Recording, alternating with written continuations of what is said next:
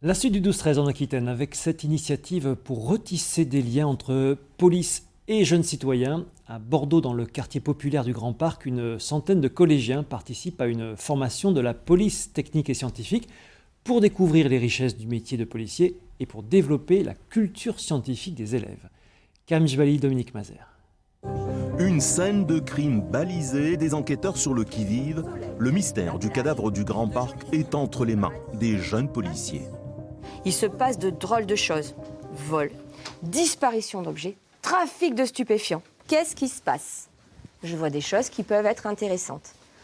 Une fois que j'ai regardé, une fois que j'ai observé ma scène, je peux rentrer dans mon périmètre de sécurité. C'est quoi le plus difficile quand on arrive sur une scène de crime comme ça? De trouver les indices, enfin les trucs improbables. Qu'est-ce que tu as observé dans cette scène de crime? Qu'il y avait un cadavre, il y avait des balles. Mais c'est vrai que ça ressemble, ça c'est clairement ce qu'il y a sur les scènes de crime dans les films et tout, dans les séries. Le but de ce jeu de rôle est de montrer la réalité du travail sur le terrain. Une façon de mieux approcher le métier de policier. C'est de rapprocher la population de la police nationale dans différents quartiers de Bordeaux et aussi d'éveiller nos petits experts, pourquoi pas, sur un des aspects de notre métier, voilà, qui est celui de la police scientifique.